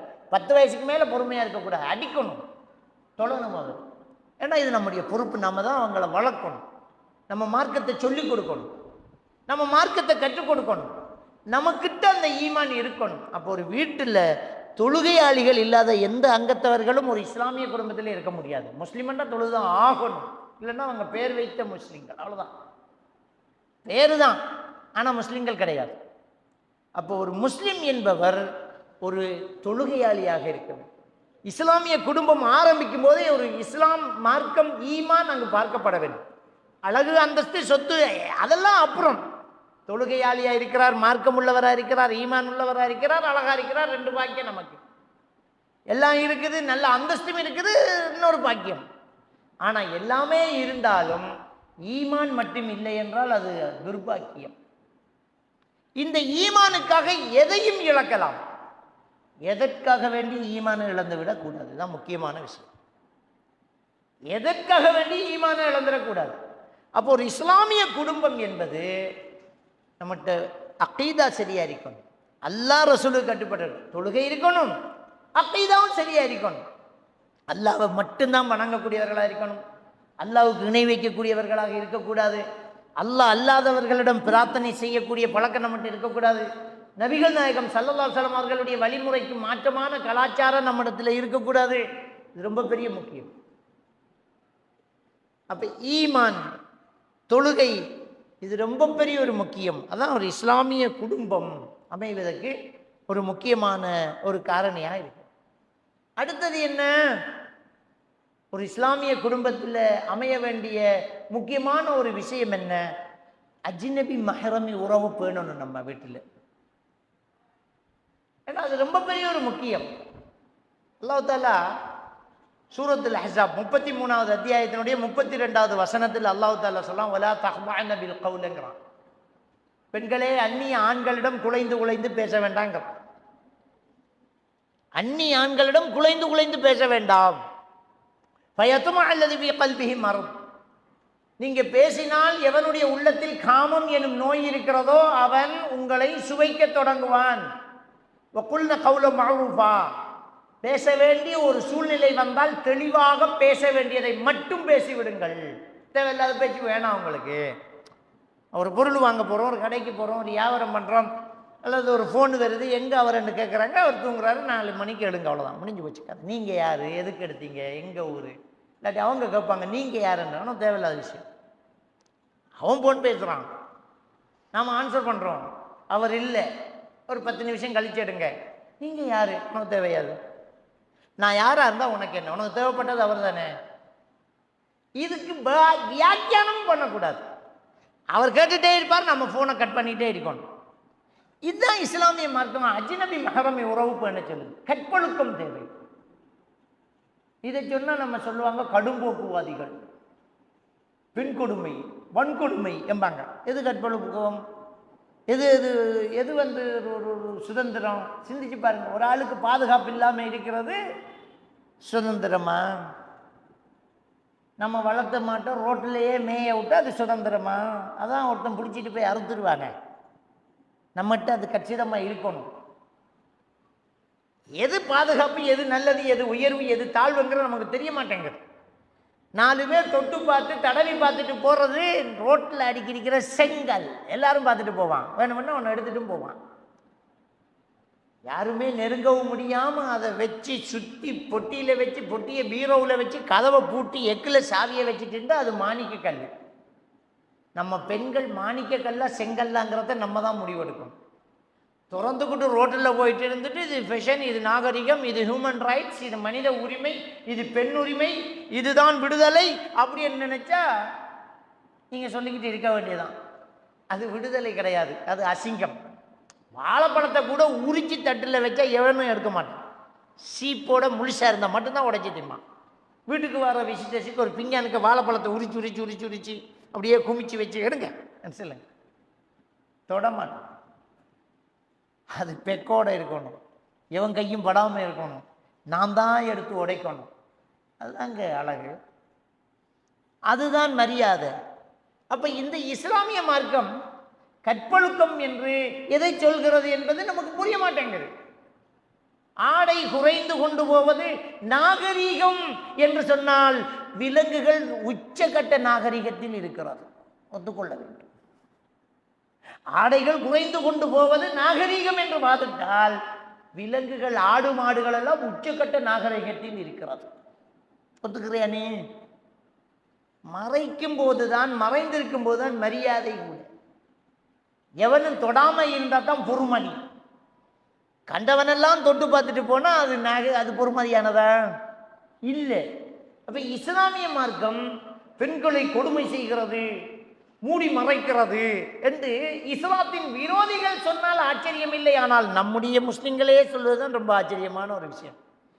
உங்களுக்கு தான் அளவுக்கு இஸ்லாம் அதை சொல்லுது. நீ மறைஞ்சிரி, நீ வீட்டுக்குள்ளே இரு, எல்லாத்தையும் தப்பாக பேசாத, எல்லாத்தையும் சோசலிசமாக படக்காத, இவங்க கூடயும் பைசிக்கலை ஏறிக்கிட்டு போகாத, ஒரு ஆணும் பெண்ணும் தனியாக இருக்காத, 3வது ஷைத்தான். இதெல்லாம் நம்ம பாதுகாப்புக்காக சொன்னது. எல்லாம் முடிஞ்சதுக்கு அப்புறமா ஒரு கேஸை போட்டுட்டு எழுதிக்கிட்டு இருப்பாங்க ஃபேஸ்புக்கில், அங்கே அப்படியா, இங்கே இப்படியா, ஆசிரியரால் கர்ப்பமானிச்ச மாணவி, ஆட்டோக்காரனால பாதிக்கப்பட்டுச்சான், அங்குளால பாதிக்கப்பட்டுச்சான், உம்மப்பாவால் பாதிக்கப்பட்டுச்சான். பெத்த வாப்பாவே இப்படி நடந்துக்கிட்டானா, பெத்த தாய் தகப்பனாக இருந்தாலும் இஸ்லாமிய மார்க்கம் சொன்ன சட்டத்தை நாம் பின்பற்ற வேண்டும். 10 வயதை அடைந்தால் படுக்கையை பிரியுங்கிறது. உம்மா வாப்பா இருந்தாலும் 10 வயசுக்கு மேலே பிள்ளையை பக்கத்தில் வச்சு படுக்கக்கூடாது. ஏன்னா தூக்கத்தில் நாம இருக்க மாட்டோம். நாம் தூங்கிட்டு இருப்போம், பிள்ளைக்கு கண்மொழி வட்டும், நம்ம ஆடைகள் விலகும். 10 வயசுக்கு மேலே பிள்ளைகளை பெற்றோர்கள் பக்கத்தில் வச்சு தூங்கக்கூடாது என்று நபிகள் நாயகம் ஸல்லல்லாஹு அலைஹி வஸல்லம் அவர்கள் சொல்லி இருக்கும்போது, எவ்வளவு அழகான ஒரு கற்பொழுக்கத்தை இந்த மார்க்கம் நமக்கு தந்திருக்கின்ற போது, நாகரீகம் என்ற பெயரில் நாசமா போவது என்பது மார்க்கமாகுமா? நிம்மதி தருமா? அது இஸ்லாமாகுமா? எந்த ஒரு இஸ்லாமிய குடும்பம் அஜ்னபி மஹரமி உறவு பேணுவதை தளர்த்தி கொண்டு போகிறதோ அவர்கள் அழிவின் விளிம்புக்கு அசைந்து விட்டார்கள் என்று அர்த்தம். ஆண்கள் வந்தால் ஆண்கள் பக்கம் இருக்க வேண்டும், பெண்கள் வந்தால் பெண்கள் பக்கம் இருக்க வேண்டும். கணவனுக்கு கூட்டாளி கணவனுக்கு தான், உனக்கு இல்லை. இது மாப்பிள்ளையை தேடி வருவாராம், இருங்க என்ன வந்துடுவாருன்ட்டு டீ ஊற்றி கொடுப்பாராம். அந்த வீட்டில் எப்படி இருக்கணுமெண்டா, என் ஃப்ரெண்டு வீட்டுக்கு போகிறேன், அவன் இல்லை, அவ்வளோதான் காலி. என் தம்பி வீட்டுக்கு போகிறேன், தம்பியுடைய மனைவி தான் இருக்கிறா, தம்பி இல்லைன்னா கேட்டு வாசல் திறக்கப்படாது. அவள் சொல்லுவான், மச்சான் இல்லை, அவ்வளோதான், முடிஞ்சு வச்சு. நீ யாராக இருந்தால் எனக்கு எனக்கு நீ அவருக்கு அண்ணனா இருக்கலாம், தம்பியா இருக்கலாம். மாமனார் வந்தால் அது மஹரம், மாமனார் மஹரம், மச்சினன் மஹரமா? பெருமானா ஸல்லல்லாஹு அலைஹி வஸல்லம் அவர்கள் சொன்னார்கள், ஒரு ஆணும் பெண்ணும் தனித்திருந்தால் 3வது ஷைத்தான். அப்போ ஒரு நபித்தோழர் கேள்வி கேட்கிறார், ஹமு யா ரசூலல்லாஹ். ஹமு என்றா என்ன? கணவனுடைய சகோதரர், மனைவியினுடைய சகோதரி, மதினி என்று சொல்லுவாங்க, மதினி. அதே மாதிரி மச்சான், இது என்ன யா ரசூலல்லாஹ் என்று கேட்டதுக்கு ஸல்லல்லாஹு அலைஹி வஸல்லம் அவர்கள் சொன்னார்கள், அல் ஹமு அல் மௌத் என்றார்கள். அந்த உறவா செத்த என்றார்கள். மௌத்து முடிஞ்சு போச்சு, அதோட கதை, அதுதான் ஆகப்பெரிய ஆபத்து அப்படின்றாங்க. அப்போ இது மச்சினனோட வந்து சாப்பிட்றது, மச்சினனோட பயணம் போகிறது, மச்சானோட பயணம் போகிறது, எங்கேருந்து வந்த இது? எந்த உறவு இது? சிந்திச்சு பாருங்க. இஸ்லாமிய மார்க்கம் நமக்கு இதை சொல்லி தந்துச்சா? அஜ்னபி மஹரமி உறவு நம்ம பேணணுமே. இதுக்குள்ள பிள்ளைகளுக்கு நாம் என்ன செய்கிறோம்? Individual class. கொஞ்சம் பிள்ளைக்கு ஏறுதில்லை. ஒரு சார் தனியாக வந்து பாடம் நடத்துவார். சார் யாரு? சார் மௌலவியை கூட்டிக்கு வந்து தஜ்வீத் நடத்துகிற மௌலவி யாரு? மௌலவி இருந்தாக்குள்ள ஒரு பொம்பளை பிள்ளையோட தனியாக குந்திட்டு கழிச்சிட்டு இருக்கலாமா? முடியாது. மௌலவியாக இருந்தாலும் சரி, ஆசிரியராக இருந்தாலும் சரி, வாகன சாரதிகளாக இருந்தாலும் சரி, ஒரு ஆணும் பெண்ணும் தனித்திருந்தால் 3வது ஷைத்தான்னு அவன் மட்டும்தான். இஸ்லாமிய மார்க்கம் அதை தெளிவாக சொல்லுது, முடிஞ்சு போச்சு கதை. 3வது ஷைத்தான். அந்த அஜ்னபி மஹரமி உறவு பேணணும். வீட்டில் ஒரு திரை வாழ்க்கை இருக்கணும். பெண்கள் பக்கம் பெண்கள் பேசிட்டு இருப்பாங்க, ஆண்கள் பக்கம் ஆண்கள் பேச. போட்ட டீயே புருஷன் தான் கிச்சனில் போய் வேண்டிக்கு வந்து கொடுக்கணுமே தவிர அவ கொண்டு வந்து கொடுக்குற ஒரு கலாச்சாரம் ஒரு வீட்டில் இருந்தால் நம்ம மார்க்கத்தை போட்டு மிதிச்சிட்டோன்ற அர்த்தம், இஸ்லாத்தை கொச்சப்படுத்துகிறோன்ற அர்த்தம். எப்படி இது அனுமதியாகும்? அப்போ இதை போய் இன்றைக்கு இருக்கக்கூடிய சோசலிசம், இது வந்து என்ன மேற்கத்தையம், இப்போ உள்ள கலாச்சாரம், அது இந்த காலத்தில் இப்படி எப்படி பார்க்குறேன்னு நாம் மார்க்கத்தை போட்டு மிதிக்கக்கூடாது. இஸ்லாம் சொன்னால் அது எல்லா காலத்துக்கும் பொருத்தமாக தான் இருக்கும். இஸ்லாம் சொன்னால் எல்லா காலத்துக்கும் பொருத்தம்தான், அதில் மாற்று கதை கிடையாது. அப்போ அஜ்னபி மஹரமி உறவு வீட்டில் மட்டுமில்லை, ஃபோன்லையும் பேணப்படணும். சிலர் வீட்டில் அஜ்னபி மஹரமி உறவு, ஆனால் ஃபோனில் 1008 கேர்ள் ஃப்ரெண்டு பாய் ஃப்ரெண்டு வச்சுக்கிட்டு வாங்க. சட் பண்ணுறதும், சே பண்ணுறதும், ஹாய் சொல்கிறதும், குட் சொல்கிறதும், ஃபோனில் குரலாலும் உடலாலும் அஜ்னபி மஹரமி உறவு பேணப்பட வேண்டும். நீங்கள் பாருங்கள், சூரத்துல் அஹ்ஸாப் 32வது வசனம் ஃபோனுக்கே வந்த மாதிரி இருக்குதா இல்லையா? வலா தஹ்தஅன பில் கவுல், குரலால் பேச்சால் நீங்கள் தனித்திருக்க வேண்டாம் என்று அல்லாஹ் தஆலா சொல்லி காட்டுறான். ஃபோனுக்கே வந்த வசனம் மாதிரி இருக்கு. அப்போவே இந்த குர்ஆன் வசனம் இறங்குது பாருங்க, அந்த காலகட்டத்திலேயே. அஜ்னபியான ஆண்களிடம் பேச்சால் நீங்கள் தனித்திருக்க வேண்டாம், குலைந்து குலைந்து பேச வேண்டாம்.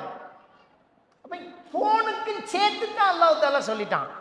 உடலால் மட்டுமில்லை, குரலாலும் தனித்திருக்க கூடாது. எப்படி உனக்கு ஒரு ஃப்ரெண்ட் இருக்க முடியும்? ஆறு அத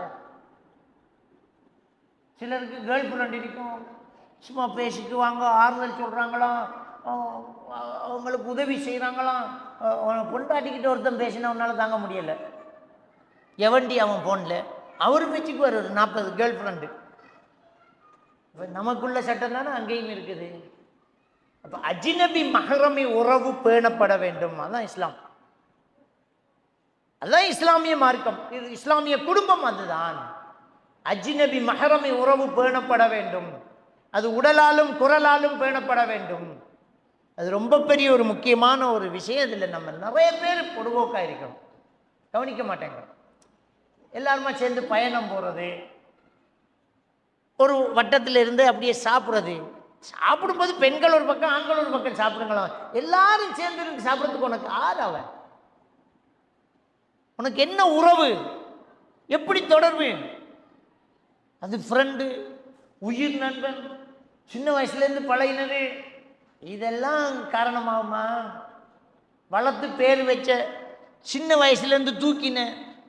நீங்கள் ஒரு குழந்தையை எடுத்து வளர்த்தாலும், ஒரு குழந்தையை எடுத்து வளர்த்தாலும் வளர்ந்து வரும்போது பொம்பளை பிள்ளையா இருந்தா பாப்பா என்று நாம் 1000 தடவை சொன்னாலும் ஒரு பாப்பா இல்லை. அவர் இப்போ அவ பருவ வயது அடையக்குள்ள மறையும். ஆம்பளை பிள்ளையா இருந்தா அந்த பொடியன் பருவ வயசு அடையும் போது இவ உம்மாண்டு வாய் நிறைய சொன்னாலும் மஹரம் இல்லை, அஜ்னபி தான், மறையும். அதனால தான் குழந்தை வளர்க்குறதா என்ன செய்யணும்? ஒரு பொம்பளை பிள்ளை எடுத்து வளர்க்குறதா இருந்தால் நம்மளோட ராத்தா தங்கச்சிமார்கிட்ட தாய்ப்பாலை கொடுத்து பால்குடி உறவாக்கி விட்டுறணும். நாங்கள் இப்போ ஒரு பொம்பளை பிள்ளை ஒன்று எடுத்து வளர்த்தா பால்குடி பருவத்தில் எடுத்து என் ராத்தா தங்கச்சிமார்கிட்ட தாய்ப்பாலை கொடுத்தோன்னா எனக்கு மஹரம் ஆயிடும். அப்படி இல்லாமல் எடுத்து வளர்த்தா பருவ வயசை அடைஞ்சதுக்கு அப்புறம் ஒரு ஆள் மறையணும். பொம்பளைண்டா ஆம்பளை மறையணும், ஆம்பளைண்டா பொம்பளை மறையணும். இஸ்லாமிய மார்க்கம் குழந்தை வளர்ப்பு சட்டத்தை எப்படி சொல்ல தெரியுமா? நீங்கள் எப்படி வளர்த்தாலும் தந்தை அல்லாத இன்னொருத்தரை தந்தை என்று சொல்ல வேண்டாம், சொல்லித்தான் வளர்க்கணும். நான் உம்மா இல்லை, இது பாப்பா இல்லை, சொல்லித்தான் வளர்க்கணும். இது நம்மட ஆக்கள் பிள்ளைய உம்மாண்டு நம்ப வச்சு பாப்பாண்டு நம்ப வச்சு வளர்க்குறது ஹராத்தில் இருக்கிறோம். நாம் எப்படி இவர் பைக்கில் ஏற்றிப்போம், வளர்த்த உள்ளண்டாப்புல உனக்கு ஹலாலா இல்லை? அந்த சட்டத்தை அல்லாஹ் தஆலா காட்டுறான். நபிகள் நாயகம் ஸல்லல்லாஹு அலைஹி வஸல்லம் அவர்கள் ஹதீஜா நாயியை திருமணம் முடிக்கும் போது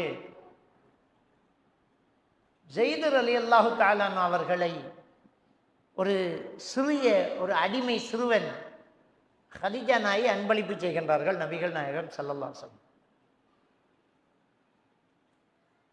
பெருமானார் ஸல்லல்லாஹு அலைஹி வஸல்லம் அவர்கள் தோளில் வைத்துக்கொண்டு கஅபத்துல்லாஹ்வுக்கு நுழைவார்கள். இஸ்லாம் கிடைக்கிறதுக்கு முன்னாடியே. பிறகு இஸ்லாம் கிடைச்சிது. அந்த காலகட்டத்திலெல்லாம் அவரை முஹம்மதுடைய மகன் என்று தான் சொன்னார்கள். முஹம்மதுடைய மகன் என்று சொன்னார். அவர் வளர்ந்து பெரியவராகி இஸ்லாத்துக்கு வந்து ஜைனப் ரலியல்லாஹு தஆலா அவர்களை திருமணம் முடித்து கனவு மனைவிக்கு இடையிலே ஒரு பிரச்சனை வந்து நபிகள் பெருமானார் ஸல்லல்லாஹு அலைஹி வஸல்லம் அவர்கள் அவங்க 2 பேரையும் சேர்த்து வைக்கிறதுக்கு முயற்சி செஞ்சு சேர்க்க முடியாமல் பிரிஞ்சு போனதுக்கு அப்புறமாக ஊர் மக்கள்லாம் வளப்பு மகன் என்று தானே சொன்னாங்க. அல்லாஹ் அந்த சட்டத்தை உடைத்தான். சின்ன வயசுலேருந்து வளர்த்தாலும் மகன் அல்ல. அதனால் அவர் தலாக் சொல்லி விட்ட பெண்ணை நபிகள் நாயகம் ஸல்லல்லாஹு அலைஹி வஸல்லம் அவர்களுக்கு அல்லாஹ் திருமணம் முடித்து வைக்கிறான். குர்ஆன் வசனம் வருது, நாம் உமக்கு திருமணம் முடித்து தந்துட்டோம்.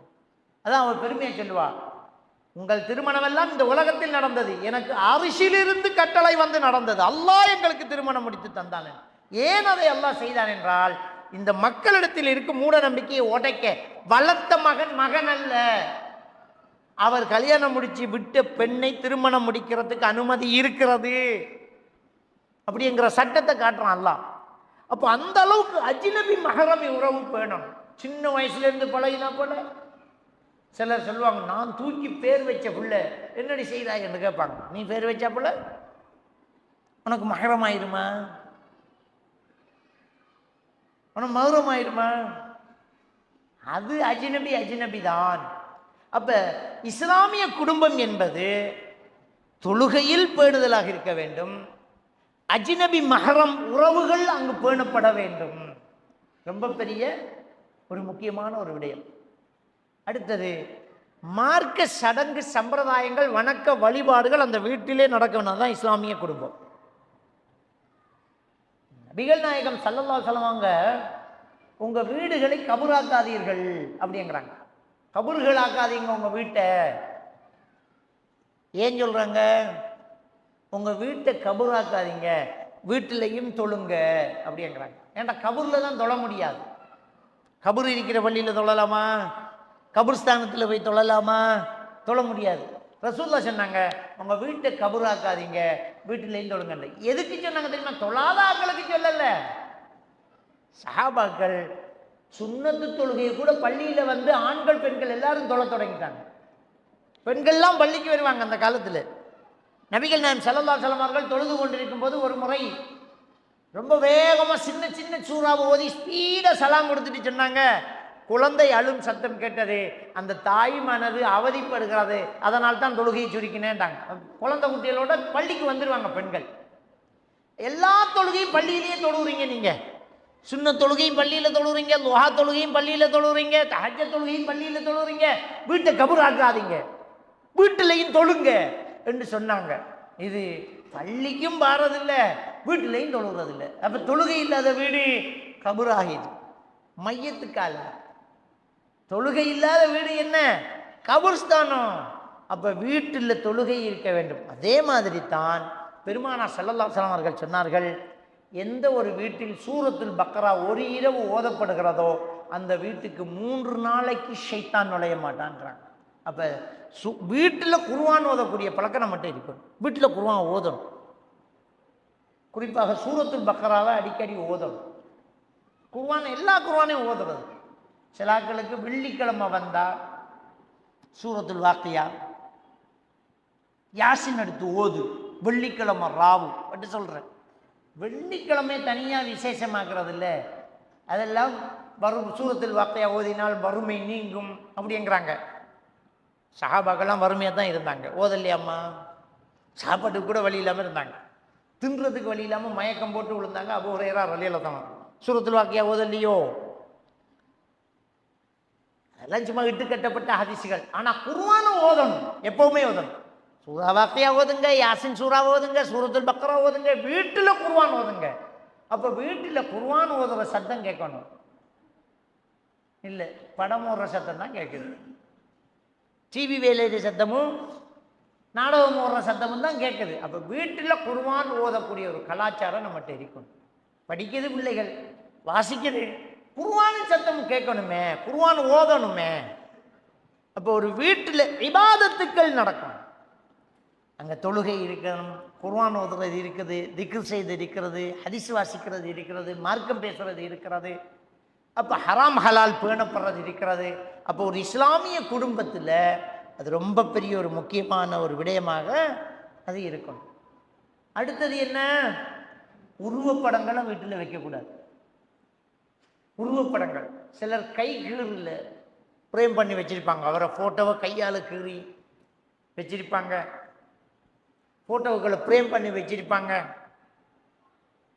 உருவப்படங்கள் வீட்டில் இருக்கக்கூடாது. எந்த வீட்டில் உருவப்படம் இருக்கிறதோ மலக்குமார்கள் அங்கே நுழைய மாட்டாங்கன்னு நபிகள் நாயகம் ஸல்லல்லாஹு அலைஹி வஸல்லம் சொன்னாங்க. மலக்குமார்கள் நுழைய மாட்டாங்க. அப்போ ஒரு வீட்டினுடைய புனிதம் கெட்டு போகிறது. இந்த உருவப்படங்களை பிரேம் பண்ணி வைக்கிறது இன்னும் தடை செய்யப்பட்ட ஒரு விடயம். நபிகள் நாயகம் ஸல்லல்லாஹு அலைஹி வஸல்லம் சிலை வணக்கம் வந்ததை இப்படித்தான்றாங்க. ஒரு நல்ல மனிதர் கண்ணியப்படுத்தப்படுவதற்காக அவருடைய உருவம் வரையப்பட்டது, காலப்போக்கில் அடுத்த ஜெனரேஷன் அவரிடம் பிரார்த்தனை செய்தது என்று இப்னு அப்பாஸ் ரலியல்லாஹு தஆலா அவர்கள் சொல்லக்கூடிய விஷயத்தை பார்க்கலாம். சூரத்துல் ஜுமர் 3வது வசனத்துக்கு தப்சீருடைய விளக்கத்தில் இந்த ஹதீஸை கொண்டாந்து வைக்கிறாங்க. புகாரியில் வரக்கூடிய உருவப்படங்கள் கண்ணியப்படுத்தப்பட்டது, அது சிலை வணக்கமாக மாறி காலப்போக்கில் அதை அப்படியே வச்சுருக்காங்க. இன்றைக்கு அப்படி தான் மினிஸ்டர்மார பிரேம் ஃபோட்டோ, அரசியல்வாதிகள ஃபோட்டோ, தங்கள்மார் ஷேக்மார்களுடைய ஃபோட்டோ, குடும்பத்தில் பெரிய அப்பாட ஃபோட்டோ பிரேம் பண்ணி வச்சிருக்குது. இப்போ புதுசாக ஒன்று வருது என்னென்னா, இப்போ நேசரி ஃபங்க்ஷன் நடக்கும், அந்த பிள்ளைகளுக்கு ஒரு ஞாபகத்தை சின்னம் கொடுக்கும்போது அந்த பிள்ளையோட ஃபோட்டோவை அதில் போட்டு கொடுப்பாங்க. ஒரு கேடயம், அதில் பிள்ளையோட ஃபோட்டோவை ஃப்ரேம் பண்ணி அதில் பிரிண்ட் பண்ணிடுவாங்க. ஜொக்கில், மக்கில், இந்த கேடயத்தில் அவங்களோட பிள்ளையோட ஃபோட்டோவை போட்டுருவாங்க. போட்டு அதை அப்படியே சுவரில் அப்படியே மாட்டி வைக்கிறது. மலக்குமார்கள் வருவாங்களா? இப்போ உருவப்படங்கள் என்ன செய்யக்கூடாது, அப்படி வைக்கக்கூடாது.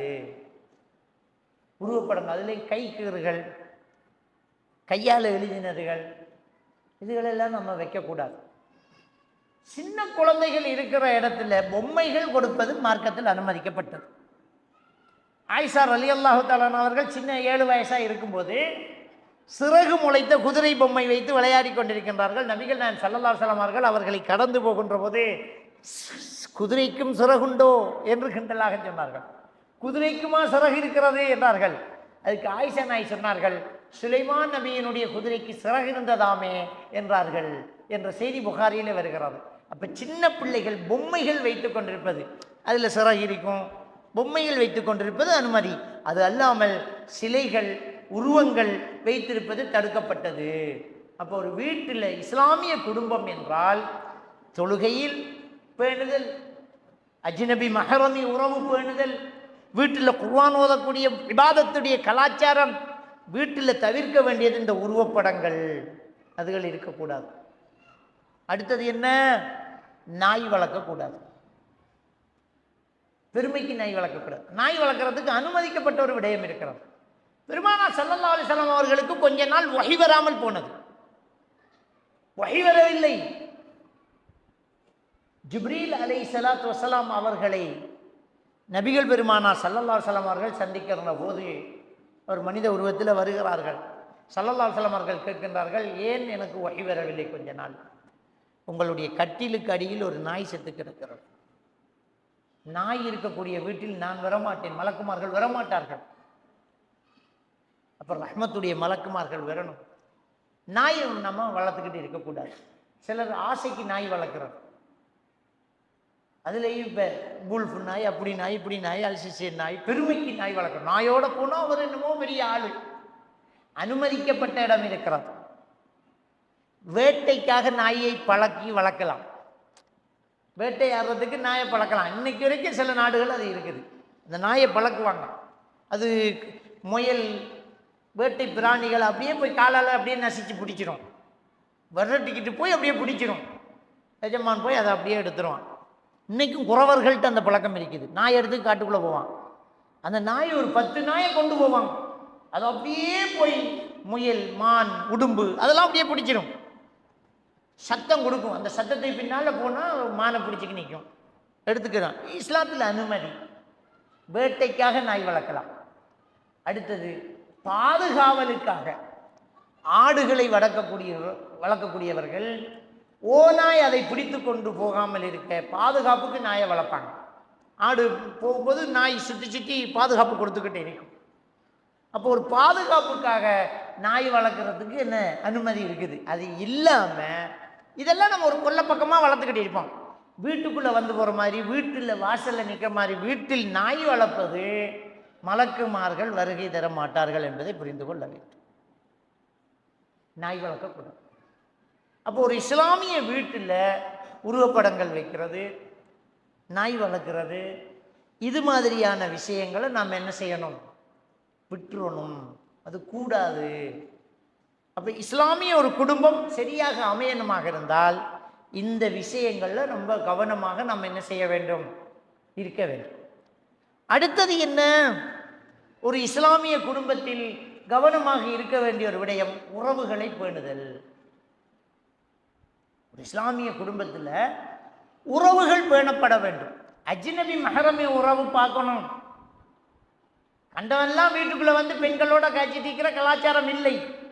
ஆனால் நம்முடைய சொந்த பந்தங்களை, இரத்த உறவுகளை பேணி நடக்கக்கூடியவர்களாக, கஷ்டத்துக்கு உதவி செய்யக்கூடியவர்களாக, ஆபத்தில் உபதேசம் செய்யக்கூடியவர்களாக, மனசு நொந்திருக்கும் போது போய் உதவிக்கரை நிட்டக்கூடியவர்களாக நாம் இருக்க வேண்டாம். தான் அது இஸ்லாமிய குடும்பம். உறவுகளை பேணணும். இரத்த உறவுகள் பேணி பார்க்க வேண்டும். அப்போ அது இல்லை. இன்னைக்கு சொந்த சகோதரத்தோட பேச்சு இல்லை, இரத்த உறவுகள் பேச்சு இல்லை. ஆனால் நம்ம என்ன செஞ்சுட்டு இருக்கிறோம்? வேறு ஆக்களோட ஃப்ரெண்ட்ஷிப் வச்சுக்கிட்டு இருக்கிறோம். என்ன வாட்ஸ்அப் ஃப்ரெண்டு, ஃபேஸ்புக் ஃப்ரெண்டு, எந்த நாட்டில் இருக்கானோ தெரியாது, எவனோ தெரியாது. சிலர் பொம்பளோட பேரில் ஆம்பளை இருப்பான், ஆம்பளோட பேரில் பொம்பளை இருப்பான். இவர் ஃப்ரெண்டு வச்சுட்டு இருக்கிறார், யாருன்னே தெரியாது.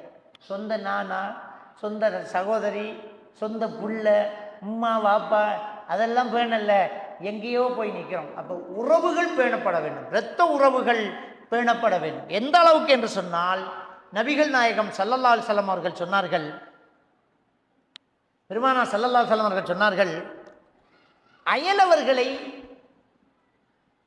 அயலவர்கள் உறவுகள் மட்டுமில்லை, அயலவர்களை கண்ணியப்படுத்துமாறும் கடமைகள் நிறைவேற்றுமாறும் ஜிப்ரீல் அலைஹிஸ்ஸலாம் எனக்கு வஹி வந்து வண்ணமே இருந்தார்.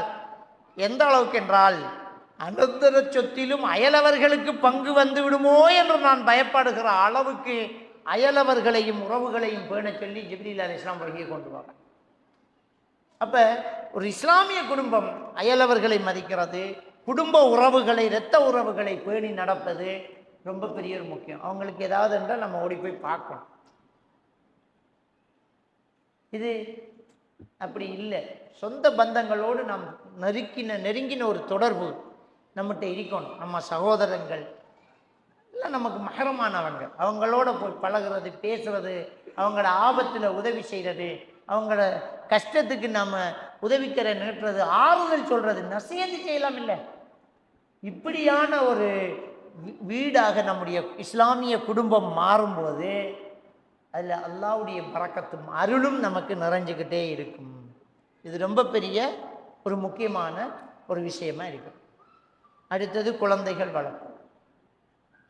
இந்த குழந்தைகளை வளர்க்கும் போது நாம் முக்கியத்துவம் கொடுக்க வேண்டிய ஒரு விஷயம், இந்த குழந்தைகளிடம் நாங்கள் எப்பவுமே அல்லாஹ்வுக்கு இணை வைக்கக்கூடாது, அல்லாஹ்வுக்கு கட்டுப்பட்டு நடக்க வேண்டும், நன்மை ஏவி தீமையை தடுக்க வேண்டும் என்கிற ஒரு உபதேசம் சொல்லிக்கிட்டே இருக்க வேண்டும். சூரத்துல் லுக்மானில் அல்லாஹ் தஆலா குழந்தையோடு எப்படி நடக்க வேண்டும் என்று லுக்மான் அலைஹிஸ்ஸலாத்து வஸ்ஸலாம் அவர்களுடைய செய்தி அல்லாஹ் தஆலா சொல்லி காட்டுறான். சூரத்துல் லுக்மான் 15, 16, 17வது வசனங்கள் எடுத்து பார்த்தால், லுக்மான் அலைஹிஸ்ஸலாத்து வஸ்ஸலாம் அவர்கள் மகனுக்கு சொல்கின்றார்கள், மகனே, நன்மை ஏவு தொழுகை நிலைநாட்டு, நன்மை ஏவு தீமையை தடு, உனக்கு பிரச்சனை வரும்போது பொறுமையாக இரு. இன்னதாலிக்க மின் அஸ்மில் உமூர், பொறுமை என்பது ஒரு வீர செயல். இது சூரத்துல் லுக்மான் 14வது வசனத்தில் முடியுது. அன்புக்குரியவர்களே, அப்போ ஒரு குழந்தையிடம் நன்மை ஏவி தீமையை தடுக்க சொல்லி நாம் சொல்லிக் கொடுக்கணும். அப்போ அவங்க குழந்தை சரியாக வரும். நம்மளோட குழந்தை நல்லா இருக்கணுமா இருந்தால் நம்ம குழந்தைகிட்ட என்ன சொல்லணும் தெரியுமா? நீயும் தொழில், கூட்டாளியும் தொலை சொல்லணும். நீயும் தப்பு செஞ்சிடக்கூடாது, உன் கூட்டாளியும் தப்பு செய்ய விடக்கூடாது. தீமையை தடுக்கணும், நன்மையை ஏவணும். இது எதுக்கு தெரியுமா? எதுக்கு? நம்மளோட பிள்ளை நம்முடைய மடியை விட்டு நழுவி கீழே இறங்கி தெருவுக்கு போய், கிரவுண்டுக்கு போய், சொந்த பந்தமண்டு போய், யூனிவர்சிட்டி போய், வெளிநாடு போய் வேறு மக்களோடு பழகும்போது கெட்டு போகக்கூடாது என்றால் ஒரே ஒரு பாதுகாப்பு தான், அந்த பிள்ளை நன்மை ஏவி தீமையை தடுத்தால் கெட்டு போகாது. நம்முடைய பிள்ளைக்கு தான் அது நல்லது. விளங்கிட்டான்? நம்ம பழையவங்க சொல்லுவாங்க, பூவோடு சேர்ந்த நாரும் மணக்கும் அப்படிம்பாங்க. பூவோடு சேர்ந்த நாறு மணக்கும்னா பூ கட்டின நார் இருக்குல்ல, அதுலேயும் பூவாசம் இருக்கும். அதே நேரம் சேர்வு பிழையா இருந்தால் பாதிப்பும் பிழையாத்தான் இருக்கும். பன்றியோடு கூடினால் பசுக்கன்றும் பவி தின்னும்னு சொல்லுவாங்க. பவி என்றால் மலம். பன்றியோடு கூடினால் பசுக்கன்றும் பவி தின்னும் அப்படிம்பாங்க. அப்போ கூட்டு சரியா இருக்கணும், கூட்டாளி சரியா இருக்கணும், பழகுறாக்கள் நல்லா இருக்கணும், ஆம்பளையோ பொம்பளையோ அது நல்லா இருக்கணும் என்றால் நம்முட பிள்ளை நன்மையே தீமையை தடுக்கணும். பழகுறவர் தப்பு செய்யும் போது திருத்துற ஆளா நம்முட பிள்ளை இருக்கணும். தவறு செய்யும் போது திருத்தணும், நன்மையை செய்யும் போது ஏற்றுக்கொள்ளணும், சொல்லணும். தொழன்னு சொல்லணும், நில்லு தொழுதுட்டு வரேன்னு சொல்லக்கூடாது. ஏன் நீ தொழுகிறல்லன்னு கேட்கணும். நீ எப்படி இந்த சிக்கெட்டை குடிப்பாய்? கூடாது இல்லை, ஹராம் இல்லான்னு சொல்லணும். எப்படி இந்த தப்பு செய்வாய்? எப்படி நீ ஆம்பளைகளோட ஹஜ்ஜட் இருப்பாய்? இது பாவம் இல்லை, லவ் பண்ணக்கூடாது இல்லை என்று நம்மட உள்ள திட்டினா தான் அவள் நம்மட பிள்ளைக்கு ஆள் கொண்டு வந்து சேர்க்க மாட்டான். ஒரு விஷயத்தை சொல்லணும், நாம தொழுகையை ஏவினா நாம பாவத்தை தடுத்தா நம்மளோட பழகுறவன் நம்மளை திருத்த தொடங்குவான். நம்ம சும்மா ரூமில் ஹாஸ்டலில் தங்குறோம், ஒவ்வொரு தடவையும் சுப தொழலையா, லொகர் தொழலையா, அசர் தொழலையா, பள்ளிக்கு போகலையா, தொழலையா, ஏன் நீங்கள் இப்படி இருக்கிறீங்க, தொழணுமே என்று சொன்னா ஒரு நேரம் நீ மறந்து வைக்காந்து அவன் சொல்லுவான், ஹலோ என்ன பள்ளிக்கு போகலையா, பெருசா சொல்லுவே இல்லை என்று நம்மளை ஞாபகப்படுத்தும் அவன். ரெண்டாவது விஷயம், நம்ம பாவத்தை தடுத்துக்கிட்டு இருக்கிறோம்.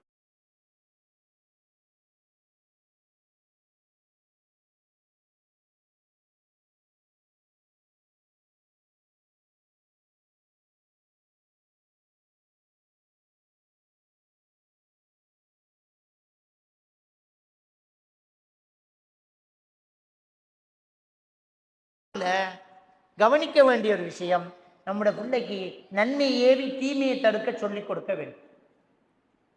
அப்படி இருந்தால் ஒரு நல்ல இஸ்லாமிய குடும்பமாக இந்த குடும்பம் மாறும்.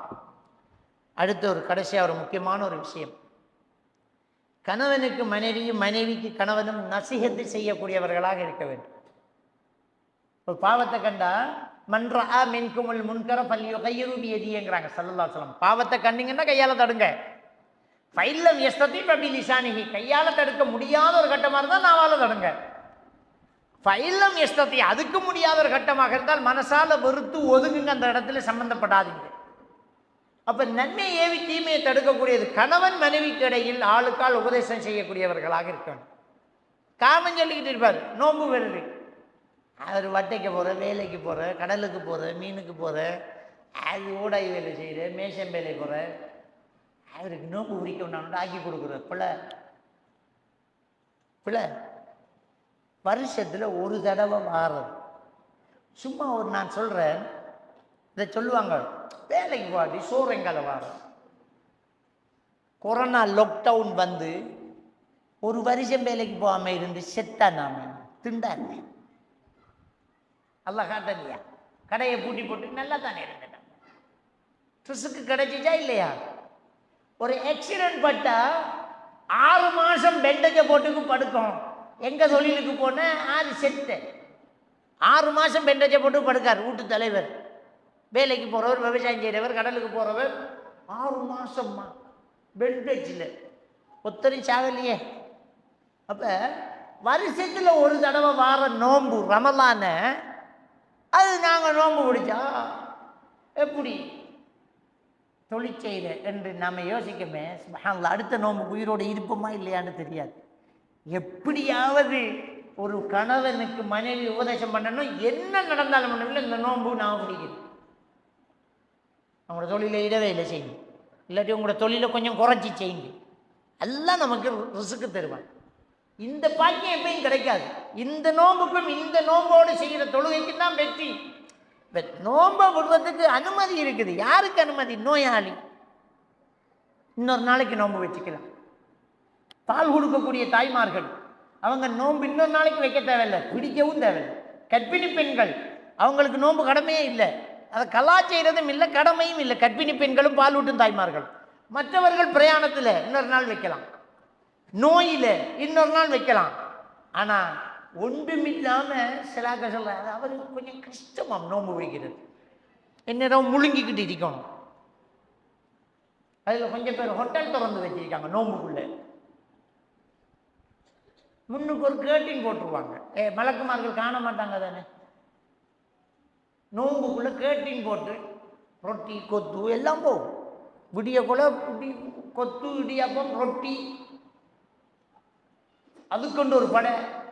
நம்முடைய ஆரோக்கியமானாக்கள். இவனுக்கு நாம ரொட்டி வித்தா எவ்வளவு பெரிய ஹராத்தை செஞ்சிட்டீங்க. நாம ஹராத்தில் உழைச்சி அந்த பிள்ளைகளுக்கு சோறு கொடுக்கணுமா? கொடுக்கப்படாது. விளங்கிட்டா? பிரியாணி நோன்பு ஒரு பிரயாணத்தில் ஹைவேயில் நம்ம ஹோட்டல் வச்சிக்கோம், மனுஷன் போக்குவரத்து பண்ணக்கூடிய பிரயாணிகள் போகிற இடம், அப்போ ஹோட்டல் வைங்க, பிரயாணிக்கு ஹலால். ஆனால் நீங்கள் தின்றாதீங்க, நோம்போட இருக்கும். அப்போ நம்முடைய கணவன் தவறு செய்யும்போது மனைவி சுட்டி காட்டணும். நான் உங்களுக்கு சோறாக்கி தர மாட்டேன், நீங்கள் என்னை விட்டு அழிஞ்சரி, அந்த நோன்பு இல்லாமல் நீங்கள் இருக்கையில தட்டி எழுப்பணும், அவரை ருசி பேத்தணும். தொழுகையை ஞாபகப்படுத்தக்கூடிய மனைவியாகவும் ஞாபகப்படுத்தக்கூடிய கணவனாகவும் அந்த இஸ்லாமிய குடும்பம் இருக்கணும். அம்மா தொழுங்க, எனக்கு தெரியும் தொலை, நான் பவா இல்லை பெரிய ஆள் தான், ஒரு ஞாபகம் ஊட்டுதல். இது பரக்கத், இஸ்லாம் சொல்லக்கூடியது. ஏன் பாங்கு சொல்லுறேன், நாம் எல்லாரும் முஸ்லீம்கள் தானே, என்னத்துக்கு பாங்கு சொல்ல, நாங்கள் என்ன பவாவா? அதுதான் இஸ்லாம். அந்த டைமுக்கு பாங்கு சொல்கிறான் இஸ்லாம். அந்த டைமுக்கு பிள்ளைகளை பள்ளி போன்றணும், புருஷனை தொலை போன்றணும், பொண்டாட்டிய புருஷன்மா தொழலையே தொழுங்களன் டைம் ஆகுது என்று சொல்லணும். இவருக்கு தான் பெரிய இஸ்லாம் இல்லை, அதான் இஸ்லாம். அப்படித்தான் புருஷன் இருப்பார். 1000 தரம் கேட்பார், தொழுதுட்டியான்ட்டு. அவன் தான் இஸ்லாமியன். பள்ளிக்கு போங்க என்று சொல்லி கிளப்பி விடுறதுதான் பொண்டாட்டி. வெள்ளிக்கிழமை ஜும்மாவுக்கு நேரத்தோட போகணும். ஒரு ஒட்டகத்தை அறுத்து ஹதியா செஞ்ச நண்பன் பயான கேட்டுப்பட்டு அந்த வெள்ளிக்கிழமை சுபஹானல்லாஹ் குளிச்சு உடுப்பு போட்டு ஷர்ட் எடுத்து கடைசியா தொப்பியை தேடிக்கு நிற்பான் மனுஷன். பாங்கு முடிஞ்சு மிம்பரில் இருந்து இமாம் இறங்கக்கூடாது, தொப்பியை காணும். அப்போ இது பொண்டாட்டிக்கு தெரியணும், மச்சான் தொப்பியில் கொஞ்சம் வீக்கண்டு எல்லாம் ரெடியாக வச்சுக்கிட்டு இருந்து 11 மணிக்கு நாங்கள் தொப்பி இன்னைக்கு சேட்டு போங்க கொஞ்சம் நேரத்தோட பிள்ளையை கூட்டிக்கிட்டு நேரத்தோடு அவரை அனுப்பணும். அப்போ ஒரு மனைவி தன்னுடைய கணவனுக்கு நசிஹத்து சொல்லக்கூடியவர்களாக, அதான் ஒத்தவாசோபில் ஹக் ஒத்தவாசோபி சபுர், ஹக்கை கொண்டும் பொறுமையை கொண்டும் ஆளுக்கால் உபதேசம் பண்ணக்கூடியவர்களாக இருக்கிறேன். அப்போ ஒரு இஸ்லாமிய வீடு என்றால் ஒரு கணவன் மனைவிக்கும் மனைவி கணவனுக்கும் நல்லுபதேசம் செய்யக்கூடியவர்களாக, நன்மையை ஞாபகப்படுத்தக்கூடியவர்களாக மாற வேண்டும். அதுதான் இஸ்லாமிய குடும்பம். எனவே ஒரு இஸ்லாமிய குடும்பமாக நாம் மாற வேண்டும். எல்லாம் வல்ல அல்லாஹ் சுப்ஹானஹு வ தஆலா நம் அனைவரையும் ஈமானோடு வாழ வைத்து ஈமானோடு மரணிக்க செய்வானாக. வாஹிரு தஅவானா அனில் ஹம்துலில்லாஹி ரப்பில் ஆலமீன்.